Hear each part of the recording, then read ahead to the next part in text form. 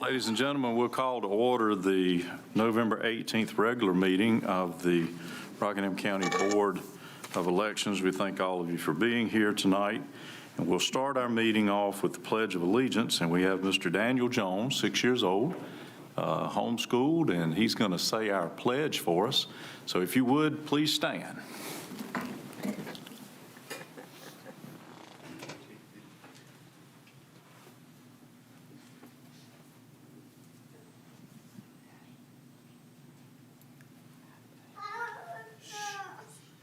I pledge allegiance to the flag of the United States of America and to the republic for which it stands, one nation, under God, indivisible, with liberty and justice for all.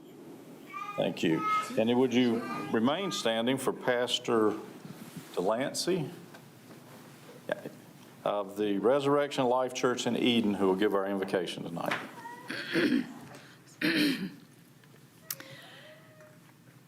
Heavenly Father, we thank you for the freedoms and rights we have in this country and for this system of government, of the people, by the people, and for the people that we enjoy as a nation and as a county. And Lord, for this county, Rockingham County, North Carolina, we give thanks. We give thanks, God. Despite the ups and downs, this has been a good land and a good place for your people. So, Lord, we lean into 3 John chapter 2 and ask that you help our souls to prosper so that Rockingham County will continue to grow in health and prosperity. A blessed community that is a blessing to you, to one another, and to our neighbors. And, Lord, for our leaders and members of this board, we ask for your protection and wisdom. Guide them in their duties and decision-making, that your will for the people of this county will be carried out. In closing, we remember Psalm 103:2. May we never forget all the good things you have done for us and for Rockingham County. In Yeshua, Jesus' name, we give thanks and pray. Amen. Amen.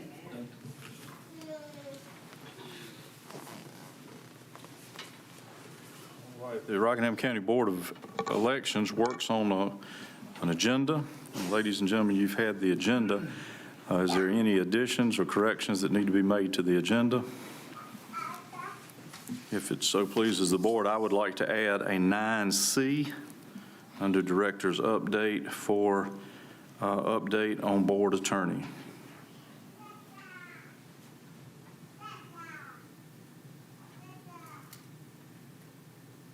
Having that in mind, do I have a motion to accept the agenda with this addition? So moved. And a second. We have a motion and a second. Do we have all in favor say aye. Aye. All right. We also work off of a consent agenda. If you have questions concerning the consent agenda, you can contact Ms.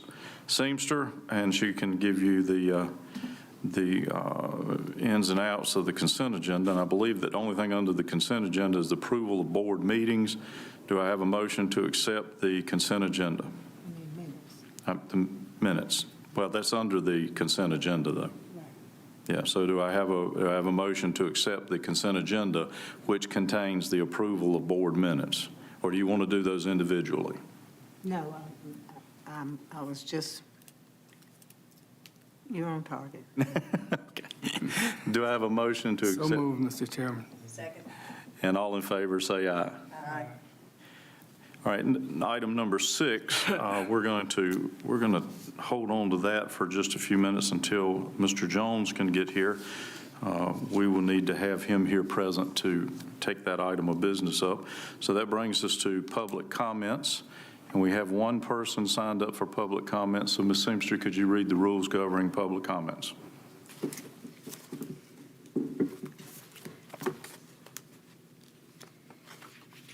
Yes, let me find them.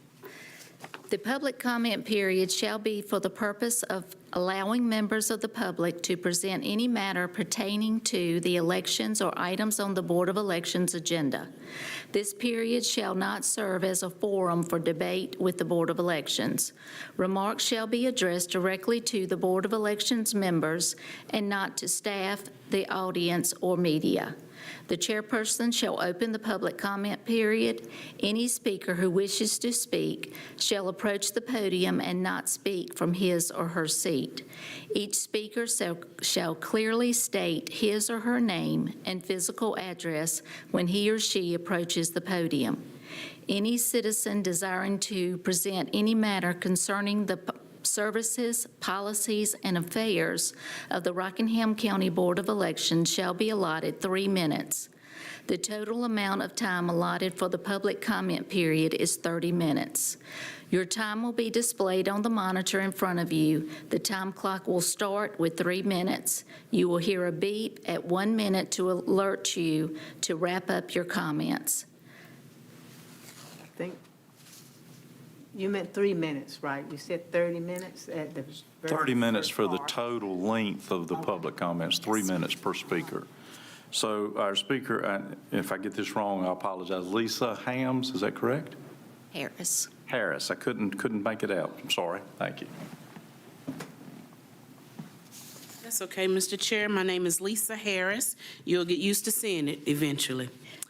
I want to thank the Board of Elections tonight for honoring the right of having public comments for Rockingham County. It allows the public to give input and to give practical and effective regulations and highlights overlooked often. And it serves as a check on the agency's power and ensures discussion and transparency.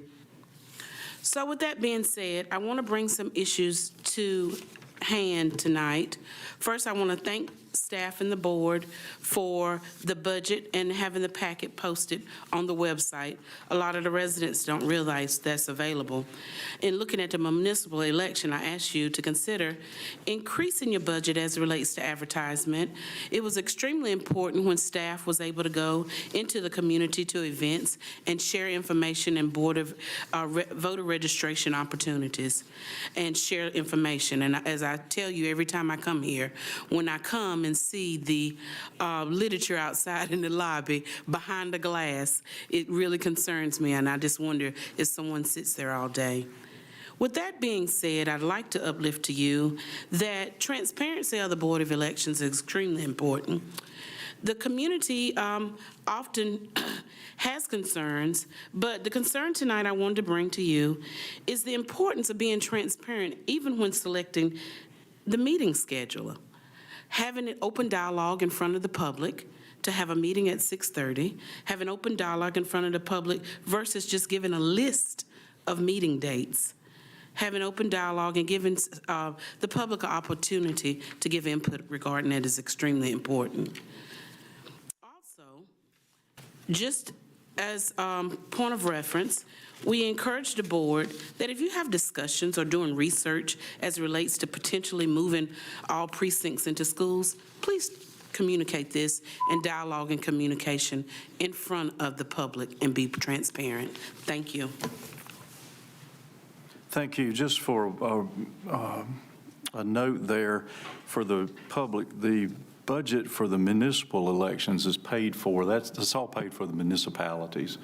And so, Ms. Seamster, we can pass that information on to the municipalities, but we really wouldn't have any authority over that. But thank you.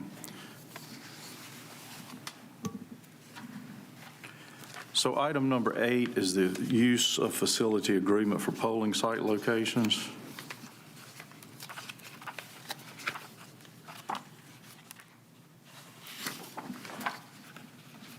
Ms. Seamster, would you like to go over that with the board? Yes. In your packet, there is a polling site agreement. We had this agreement with the Sharon Baptist Church originally, and it was shared with the county attorney, and he made a few changes on there. But what I did once I received it was removed Sharon Baptist Church. But there are some changes, as you'll see on here. Some of the election dates are not correct. But before we send this out, if the board approves this, before we send this out to the facilities, the correct information will be on here. But it goes over the use as far as if we're allowed to use their tables, if we have to bring our own tables, the restrooms, any kitchen facilities. It states that there will be no smoking or alcoholic beverages allowed on the property, and that there should not be any scheduled events that will interfere or cause any reluctance for voters to cast a ballot. They will not be able to put campaigners will not be able to put political signage on the buildings until it's designated. And they usually let us know if they allow the signage ahead of time or the morning of election. So we will have all of that.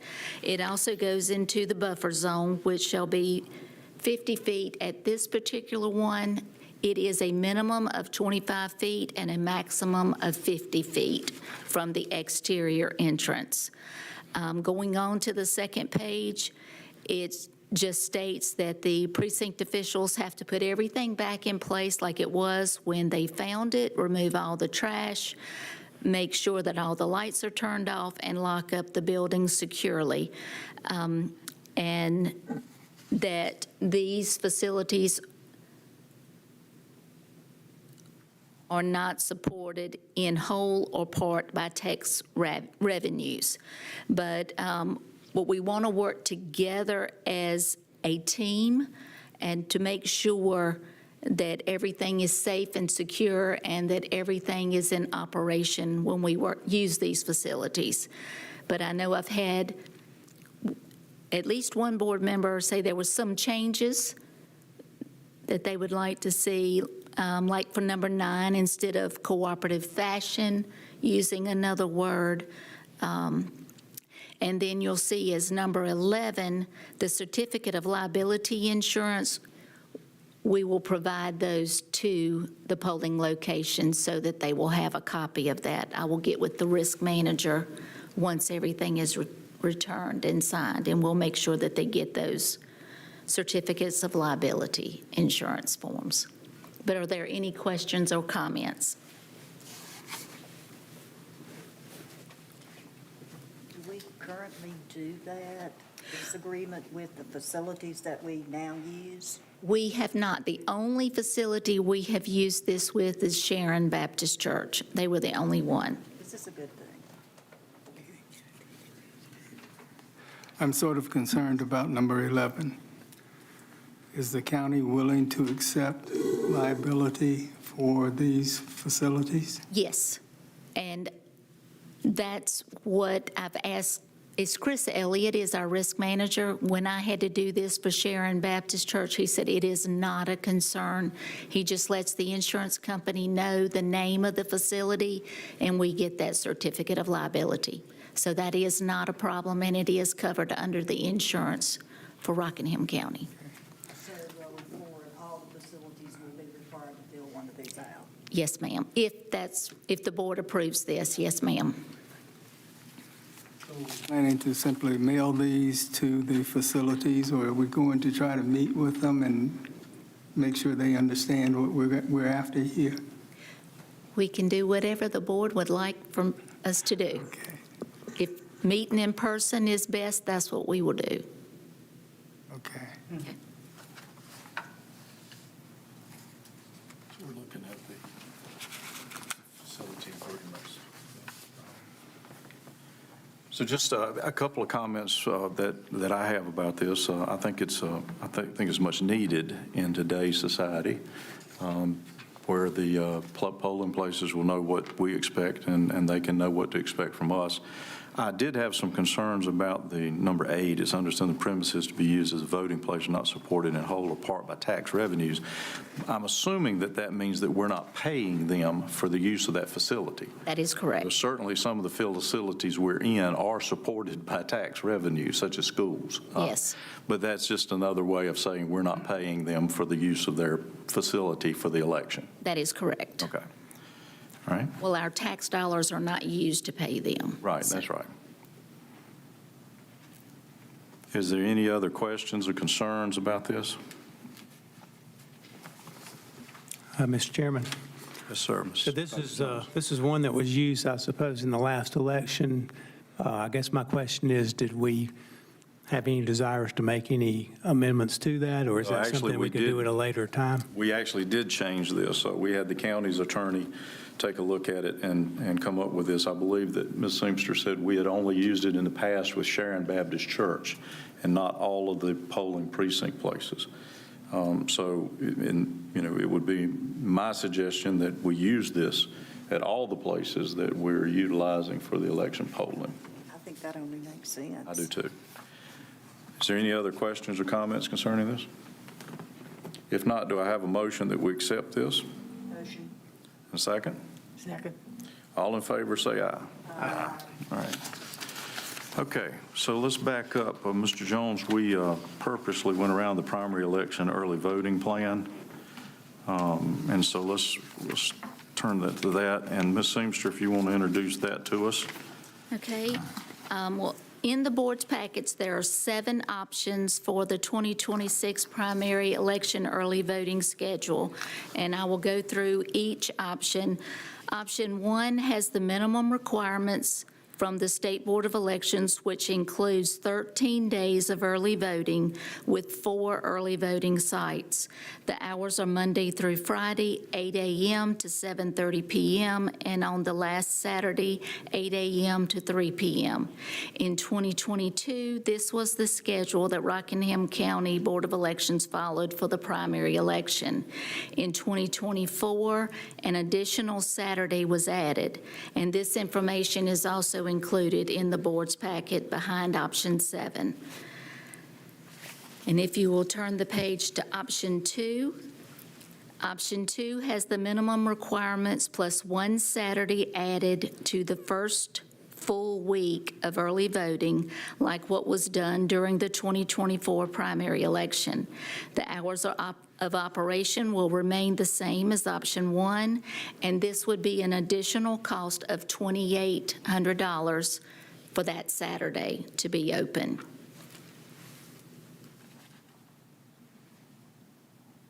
And then we move to option 3.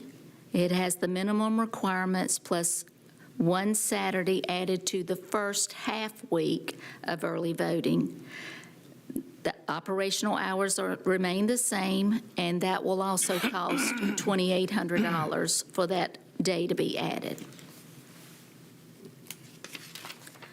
Option 4 has the minimum requirements plus 2 Saturdays added to the early voting schedule. The hours of operation will remain the same. The additional cost for the 2 Saturdays would be $5,600. And then option 5 has the minimum requirements plus 1 Sunday added to the first full week of early voting. The hours of operation will remain the same as option 1, and the Sunday hours will be from 1 p.m. to 4 p.m. The additional cost for option 5 is $1,200. Six has the minimum requirements plus 1 Saturday added to the first half week and 1 Sunday added to the last full week of early voting. The hours of operation will remain the same as option 1 and 5. The additional cost will be $4,000. And then the last option, which is option 7, has the minimum requirements plus 1 Saturday and Sunday added to the first week of early voting. The hours of operation will remain the same as option 1 and 5. The only downfall with this option that I see is the precinct officials and office staff will have to work 13 days straight without a day off. And the precinct officials are not allowed to work any overtime. So this will cause some issues with staffing, and the additional cost would be $4,000.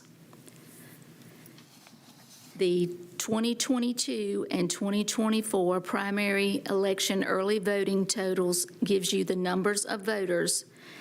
And if you'll look behind option 7, you'll see the breakdown, but it gives you the numbers of the voters that voted daily at all 4 early voting sites. This election lines up more with the 2022 primary election, with it being a midterm election and not a presidential election, which took place in 2024. The early voting daily totals are also included for the 2022 and 2024 general elections as well. The early voting schedule must be a unanimous decision without having to go before the State Board of Elections for its final decision. If the board cannot decide on one plan unanimously, the top 2 options will be sent to the State Board, and a representative from this board for each plan will need to be present during the State Board meeting to give the reasons for them to consider the approval of the early voting plan. So are there any questions?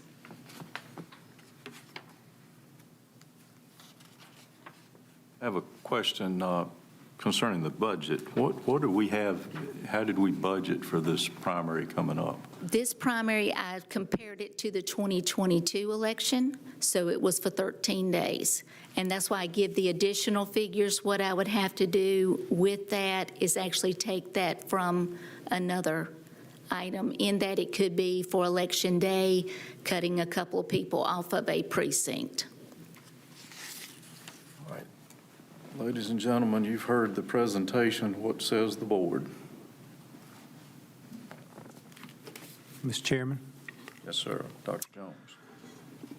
Mr. Chairman, my recommendation would be option number 1, which was presented as being the minimum. I would like to point out for everyone's benefit that even though we say the minimum, in North Carolina, having 13 days of voting, I believe puts us number 1 in the country as far as days of voting. That's the primary reason why I think that adding more days is not necessary. I mean, we've already been told that it's going to be an additional cost.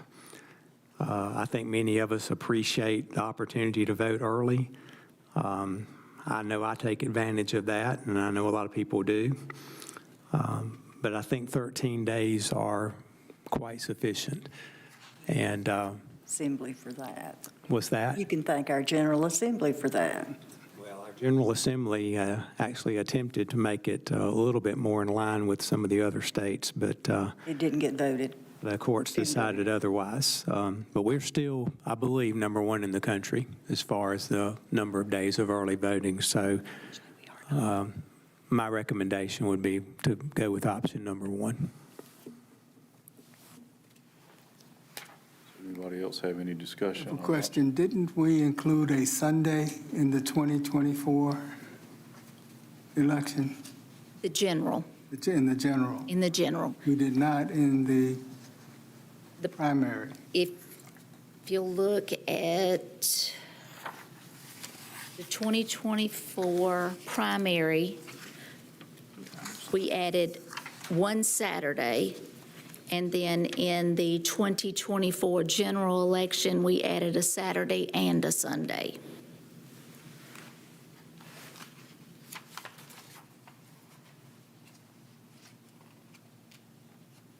And it should be highlighted on your page. And that cost an additional, The Saturday and Sunday? no, the Saturday. The Saturday is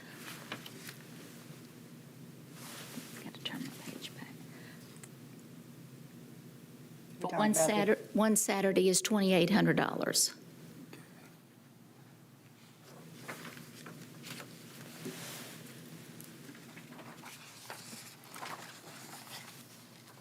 Mr. Chairman, Yes, ma'am. I second the motion for option number 1. Ladies and gentlemen, we have a motion for option number 1 and a second. Yes, sir. Was that a motion? He made a I will motion. make it a motion. I know I phrased it as a recommendation, but I will, with the chair's permission, I will state it as a motion that we accept option number 1. So now we have a motion and a second. Is there any more discussion? I think that what we did in 2024 represents the kind of schedule that folks in Rockingham County are accustomed to, and one which will provide sufficient number of days for everyone to vote. If I counted correctly, that's 14 days instead of 13 at a cost of $2,800. I think it's minimal cost compared to, if you look at the vote totals, that last Saturday yielded 218 votes, more than any other day except for the Western Precinct. Does our budget accommodate extra days like that, 14 days instead of the 13 days? I would have to move it from something else. Which we have done in the past. Now, if I understand correctly, we did not have a Sunday vote in the primary election, either of the last two primary seasons. That's correct. 2022 or 2024. That is correct.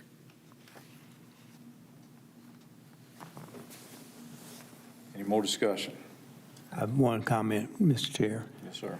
Just for clarification, I want it to be known that we still have that last Saturday that was referred to, that is part of option number 1. And it is true that generally the last few days of voting are when people vote the heaviest, sometimes the first couple. But we do still have that Saturday that was referred to.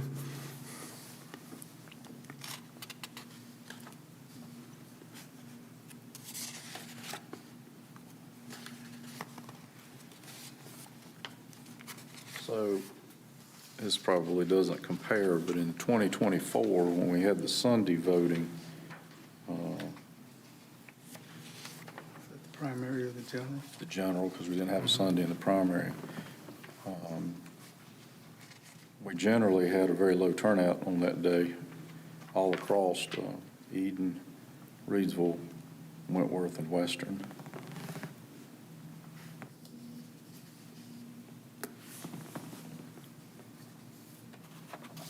The voting on that Sunday was actually about a third of the voting, half to a third of the voting that occurred on the regular voting days. Right. So the turnout, well, actually about half of the voting for the weekdays. So, I mean, does it really make sense to have that Sunday? I think when you give more opportunity for whomever would want to vote, a Sunday would be fine. Yes, I'm assuming, Mr. Hampton, that your vote would be against the option number 1, since you've expressed concern about That's Sunday true. voting. Yes. So let me ask you this, in lieu of that, since the only Sunday voting we've done is in the general election, would you consent to the option number 1 for the primary, and then we will insert a Sunday in the general, which I think garners more votes than the primary does? Correct me if I'm wrong, the dates for the general election or the early voting for the general election are set by the legislature. Yeah, the minimum is the 13 days. Okay.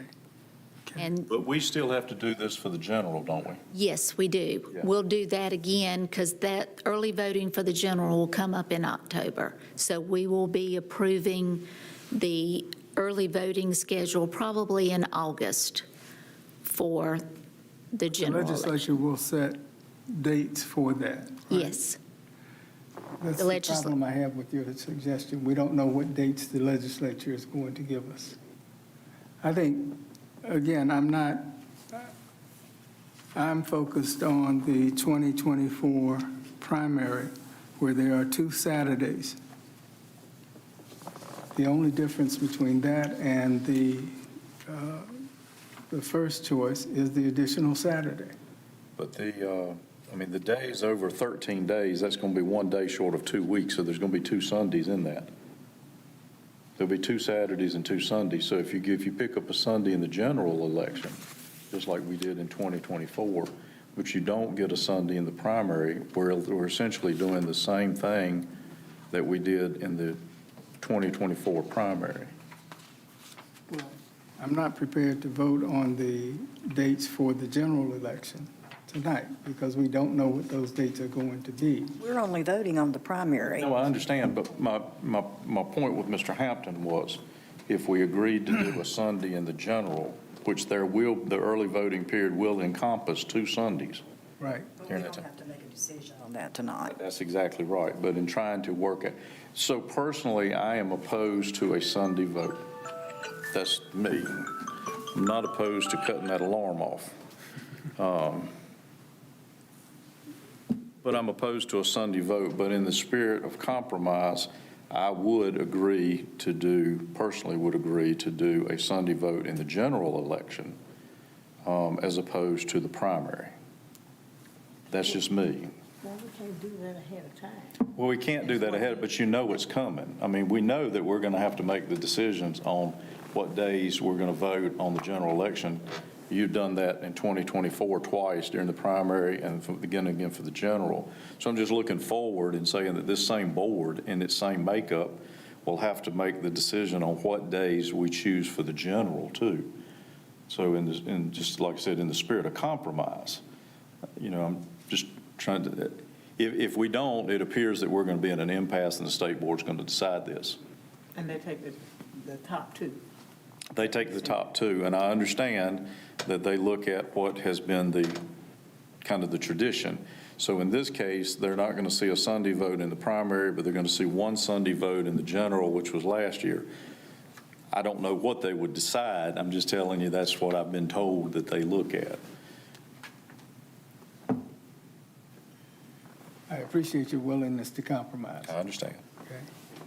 But I'm still committed to the To a Sunday vote. 2024 primary, the date shown on the primary. I'm not dealing with Sunday voting or the general election at this point. Focus primarily on the primary. So does that, I'm looking, does that match up? No, because there's an extra Saturday on that, isn't it? Yeah, just 1 Saturday. We're adding 1 day. I'm sorry, I misunderstood you. I thought that you were wanting to add a Sunday to this. No, You no, want to add a Saturday to a it. Saturday, 1 Saturday. So that would be option 2, I guess. I Is think that, you're would right, that be sir. option 2?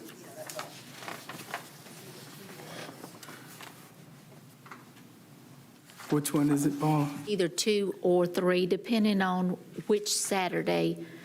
2 is not the first Saturday during early voting. It actually is the second Saturday, which is what we had in the 2024 primary. It was that first full week of early voting instead of the first half week. Okay, and that's the one that would cost $2,800? Yes, sir. Okay. So really, I'm sorry, I misunderstood you, Mr. Hampton. You're not changing anything from the 2024. You're just asking for the dates to say the same as the 2024 primary, Yes. which included 2 Saturdays. 2 Saturdays.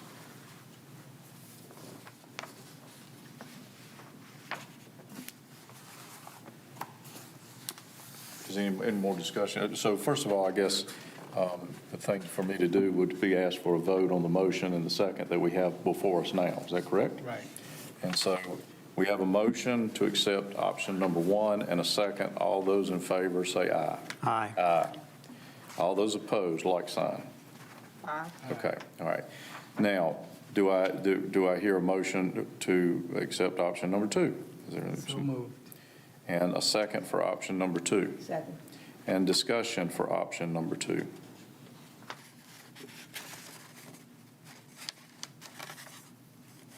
I think we pretty much hashed it out, Mr. Chairman, so. And so, all in favor of option number 2, say aye. Aye. Aye, I'm going to vote for that. For the option 1, didn't you? Voted for, but it was not, it was Not declined. unanimous. Yeah, it was declined. Yeah. And this is the same voting schedule that we used in 2024 Right. in the primary. Okay, I'm confused. Did you not vote for option 1? I did, but that option was declined, so that's off the board now. Because it has to be unanimous. It has to be So unanimous. he is, Either way, it's not unanimous, and so somebody has to represent option 1 and someone represents option 2. The vote has to be unanimous, am I correct? Okay, we don't have a unanimous vote. So I understand what you're saying. So either way, neither one of these go. That's right. Okay, yeah, I understand what you're saying. Are there any other motions concerning this? So what Mr. Chair, was the vote? 3-2. 3, okay, so it's still that, okay. Mr. Chair, Yes, sir. may I suggest a brief recess? Sure. Does anybody have a problem with that? We'll stand in recess for, is 10 minutes long enough? More than long enough, 5. 5. All right, so we'll just call a recess for 5 minutes.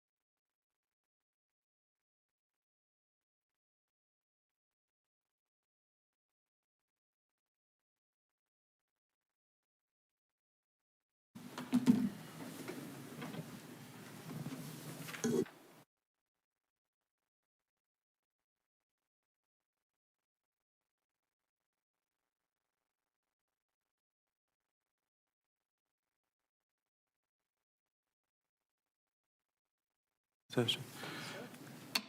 All right, we'll resume our meeting. Mr. Jones, do you have something to add to the meeting? Yes, sir. Since I was the maker of the motion of option number one and had an opportunity to discuss during the recess, and although I don't like the idea really of spending the extra $2,800, again, we like to try to be compromising when we can. So I would be willing to support option number two if Mr. Hampton restates his motion and we vote again.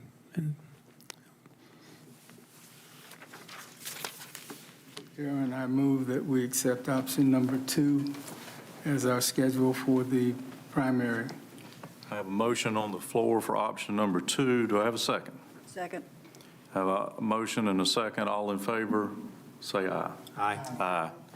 All right, ladies and gentlemen, I believe that's a unanimous vote.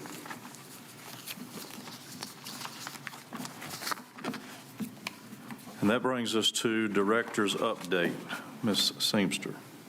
Okay, the first thing is the 2025 municipal election. There were 661 ballots cast during early voting. 11 absentee ballots were approved by the board, and those were the total that were received. There was 29 provisional ballots approved out of 36 provisional ballots, and 3,584 ballots cast on Election Day for a total of 4,285 ballots cast for the 2025 municipal election. From 2023 to 2025, there was a 40% increase in voters that voted during early voting, a 37% increase in voters that voted on Election Day, and a total increase of 38% overall. In the board's packets, there is a cost breakdown that will be divided amongst the 6 municipalities in Rockingham County. Those municipalities are the City of Eden, Town of Madison, Town of Mayodan, City of Reidsville, Town of Stoneville, and the Town of Wentworth. 5 of these municipalities will receive their invoices within the next week. The 6th municipality will be billed at a later date due to an election protest. When there is an election challenge, protest, or recount during a municipal election, the cost of those proceedings are incurred by the municipality that it affects. In this case, it is the City of Eden. Once the protest has been finalized, the City of Eden will receive its bill. The election protest was received in our office today, and at your seats, there is an election protest procedures guide. And everybody get that? And what this is, with this protest, we have 2 days to set a preliminary, let me figure out what the name of that is, preliminary consideration meeting. And that is according to GS 163-182.10. So from today, we received the protest, so the latest date we would be able to have that preliminary consideration meeting is Thursday. So I need to know if there is time on Thursday that this board would be able to meet so that I would be able to get this notice sent out tomorrow. It would be an emergency meeting notice, and that is acceptable during this type of a protest. So what is a time that would be good? Thursday. That would be the 20th, this Thursday. Scheduled to work in Newbern all day on Thursday. Does it have to be Thursday? Ms. Seamster, in this case, it would have to be Thursday because you've got to get the Notice out tomorrow. notice out tomorrow. And that would be the latest we would be able to do it. I don't have a conflict on that day, but Dr. Jones is going to be out of town that day. It doesn't have to be everyone present. So, this, Keeping yeah. that in mind, would Mr. Hampton or you or Ms. Wright or Ms. Totten, do you have a suggestion on the times? I will work with you. I'm good. What time? I'm good, anytime. I'm good. All right, so we'll do it at I'm good o'clock, okay? Morning's good. I do have an appointment at 2 o'clock. I can change it if I need to. So you want to just do 10 o'clock? Is that okay for you? 10 o'clock Thursday. Now, does that give you time to get the required notices out to the parties? Yes, it does. Thursday, 10 o'clock a.m. 10 o'clock a.m. Although if it's 10 o'clock p.m., I could be. He could be here. I don't think you want to do that. No. Well, according to the law, we cannot start after 8 p.m. Okay. I like that law. Yeah. It's past my bedtime. If this board determines that a hearing is necessary, from Thursday forward, we will have to schedule that hearing within 7 business days, with Thanksgiving being 2 holidays. The last day that we would be able to schedule is December the 3rd.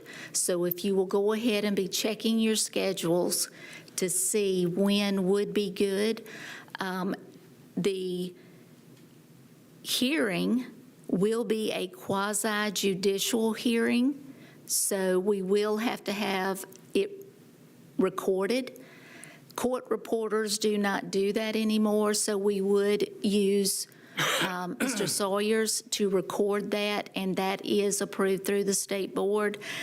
The only thing I do need to let you know is there cannot be any ex parte communication about this protest with anybody that is involved. You cannot talk to them about this case at all. I was told to share that from the attorney, so. I have a question, Mr. Chair. So again, the last possible date was December the 3rd. What is the first possible date? Right after the hearing, Okay, I didn't know if there had to be a, it's the maximum, it's no later than 7 business days from the date of the preliminary consideration meeting. and what date is that? That will be this Thursday. Okay. So we can do both hearings that same day? No, So basically, it could be any date between the 21st and December the 3rd. 3rd. So, okay. because that day you will hear what this board can and cannot do, and if you want to move forward with that hearing. Then we would have to do the evidentiary. December 2nd. That's good, because I really wanted to do December 3rd. I hate to do it the week of Thanksgiving, because people are, that's vacation time. But there again, I don't necessarily have anything, so does the board want to try to set a day for this and not the time, and do that after the Well, you can schedule it, hearing on Thursday? yeah. You can check your schedules and then discuss it that day if you'd like.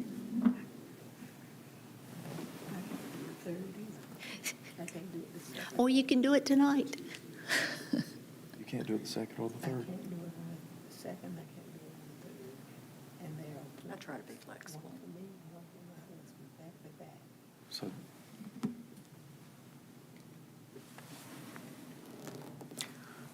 So I have another question, if I, I'm sorry, go ahead. No, I'm sorry.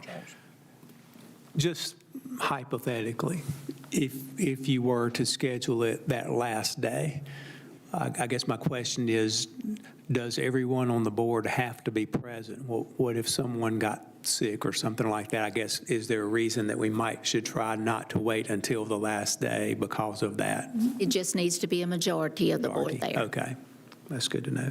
The only time we have to have the board, all of the board members present and all the board members participate is early voting schedules and canvass. Those are the two meetings where all board members do have to be present. And if you're in the hospital, they'll roll you in on your gurney. Can you call in from an ambulance? Got that. Yes. So, ladies and gentlemen, what about December the 1st? Ms. Wright, does that look like that suits you? And Mr. Jones, that looks like it suits you? I know I've already talked to you. Sarah, are you okay with that? Yeah, I'm fine with that. So why don't we do this? Why don't we tentatively set that hearing, should it go forward, for December the 1st? Okay. And then once we have the hearing on Thursday, we'll set the time as a board. That'll give everybody time to look and see, make sure they don't have conflicts. That sounds great. Is that good? Yes, sir. Mr. Chair, if I could, just in case there's a work conflict, perhaps during the early evening, might be sometime after 5 o'clock if possible on Okay. the 1st. Well, the only thing about that now is I suspect that there'll be several witnesses from the municipality that will be here for that. So I don't know that we want to push that one so late, you know what I'm saying? Right. Because there'll be, the attorney will be here, and there'll be several witnesses, I'm sure, here. Okay. But check your schedule, and Thursday after we do this, it may not be any need for it. We may not find this problem cause. Yes, sir. Just a note, the 1st is a commissioners meeting that evening. Oh, that's good to know, too. You're That was exactly trying to- right. Okay. That's what I was trying to find, was what day everything fell on. Okay. Yes, that will be commissioners' meeting, and that will be, yeah, 6:30. So, But if we were to do this, if we did it like at 3 in the afternoon, surely, would you not think that we would be through? You don't know. we could also do this at the Board of Elections office.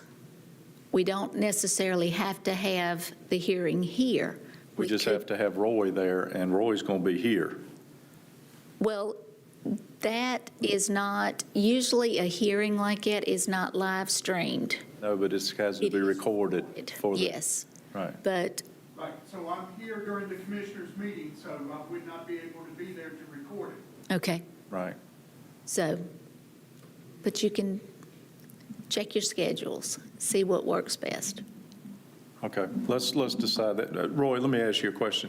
If we were to do that earlier in the afternoon, 2 or 3 o'clock, would that be suitable for you? As long as I can get here by 6 p.m. Right, okay.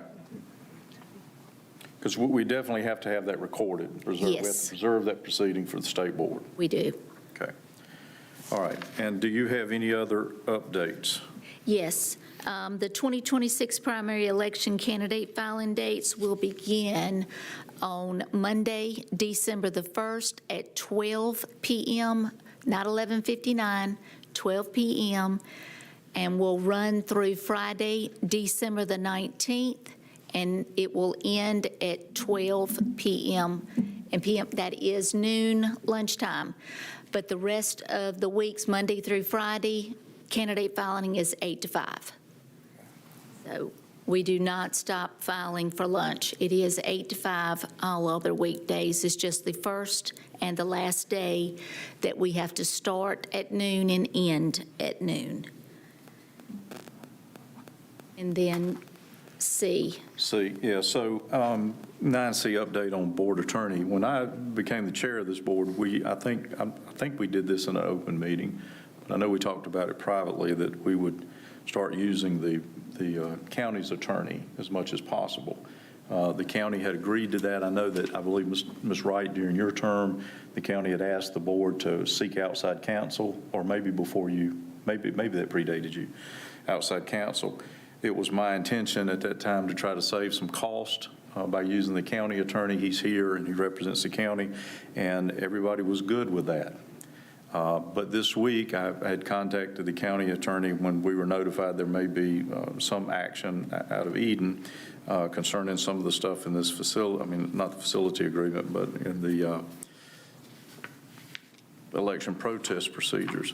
And I was told then that he would no longer be advising this board.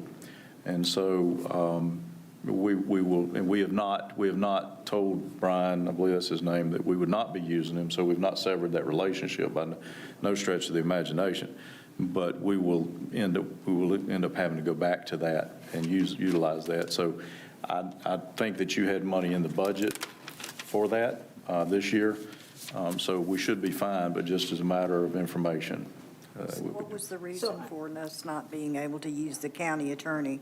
So there's fear that in the primary election, this is what I was told, there's fear in the primary election that there could be legal action between two of the candidates that would involve the election board, and with one of the county commissioners being a family member of one in that race, that it could be a conflict of interest. And so they wanted the county attorney to represent the board and the county as a whole. And there's one other department that he will no longer be representing. I can't tell you which one that is now because they haven't actually voted on that. But since I was notified today that they would not be advising us, I feel comfortable in telling you that that stands now, which is why I instructed Ms. Seamster to go ahead and call Brian and have him here for Thursday's meeting, and then he will need to be here also on December the 1st if that ends up the day that we're going to do that. And I will tell you, it's entirely up to this board for the preliminary meeting or consideration meeting. Do you want him remotely or do you want him present? It doesn't matter to him. He can be here in person or he can do it remotely. Mr. Hampton, what's your thoughts on that? You're our resident attorney. No, I'm retired. No, I think it would be preferable to have him here. Okay. I do too, thank you. I agree. Is that okay with the response? Yes, ma'am. Yes, but I do have a question. When did we have a discussion on not using the attorney that we? I know don't that- remember that discussion. I know that we had Was to, I in on it? yeah, well, I think so, because the question was asked, I think somebody asked the question on this board, said, well, we were told to go get an attorney. And then when you were, that's exactly right. We had a discussion. It was not a lengthy discussion. It was basically, we were told we couldn't use the county attorney, and then we were told that we could. We could, and that's what I was told, and that's the reason I wanted to explain that to you tonight, so you didn't think that I said something out of school, because I was told by the county manager, the board chair, and the county attorney that they would go back to representing us. Since I am the resident historian on this issue, we were involved in some civil litigation 4 years ago. The county's attorneys, their insurance attorneys, and our attorneys, the ones who were representing us in that same action, told us that we needed to separate the county from the board and that this board needed to hire its own counsel. That hasn't changed. Right, that's exactly right. As far as I know, the county still does not want to be involved in our potential liability. Well, that's not what I was told when I took the board. That's the reason I had told Ms. Seamster we could use the county's attorney. Now, I did not ever think that if we were involved in legal action that the county's attorney would be representing us, because it's the insurance company's attorney generally that handled that. So, but I took no action on that other than during this period of time from July to now. I think I've talked to the county's attorney twice. One was after Ms. Seamster asked me to take a look at this lease facilities agreement. I talked to him about that because he had said he had sent it and we hadn't seen it. And so I just confronted him at a commissioners meeting and said we hadn't seen it. So anyway, after all that said, nothing has changed. Right. Mr. Chair, Yes, sir. just a point of clarification, if I may.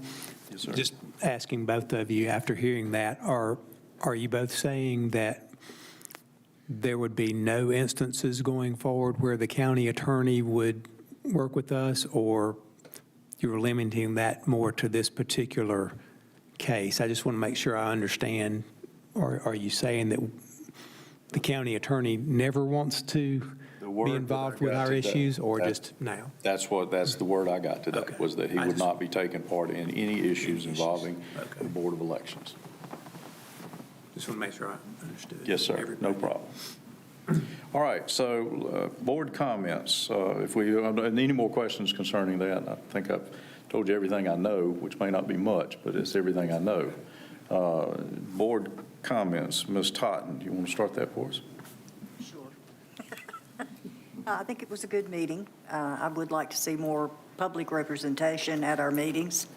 I think we made some good decisions tonight, and we're starting to get to know each other a little better, I think, and you know, of course, we'll become more cohesive the more we work together. So I'm looking forward to continuing to make progress with this board. Ms. Wright? I don't know why you always think like I think, Sarah. But I do thank those of you who are still with us tonight. We appreciate you taking time out of your busy schedule to stop in on us. I would like for us, and you and I need to talk, to start our meeting at 6 instead of 6:30 if we can. So you and I hope, can have that discussion, and then the board as a whole, if we can come together and do that, we'd appreciate it. Thank you. Mr. Hampton? Thank you all. I'm glad to see that we are of a mind to cooperate with one another, especially on difficult issues. So thank you. And Dr. Jones? Well, thank you, Mr. Chair, and I apologize for being late this evening, and I am enjoying serving on this board, and I appreciate the opportunity. And so wrapping this up, there was some mention tonight about transparency and moving precinct polling positions. There has been some talk about that for the last 2 or 3 months, and Mr. Hampton talked about it, and I agreed that I would say something about it tonight. We are, or I am, and I've asked Ms. Seamster to help me to look at some polling places. There seems to be some complaints about various ones, and I personally feel like that they should be in public places and not private places. We have limited control, I believe, over private places. However, there has been no action taken. I do not have the authority to take action. And the only reason that this come to light really was because some of the areas that we ask about the possibilities of using facilities had to go to their governing board and write letters and all this stuff rather than just saying, you know, it may be a possibility. There's been no decisions made. There's been no plan put together at this point. There may be, and if there is, it'll be presented to the board for their approval or discussion or whatever, but as of right now, there is no plan. So I'm addressing that. In addition to that, I would like to say thank you to the board tonight. We are going to cooperate where we can. We have common ground in a lot of the election areas, and I hope that we will continue the spirit of cooperation going forward. I feel certain that we can. I've known everyone on this board for quite some time. Mr. Hampton was my boss at one time, so to speak. He was the district attorney, and I was a detective, and so I know him very well. So having said that, we appreciate those of you that come out for tonight's meeting. I do anticipate having our regular meeting in December and January. There's items that we have to take care of in preparation for the primary in March of next year. So with that, I will ask, do we have a motion to adjourn? So moved. And a second. And all in favor say aye. Aye.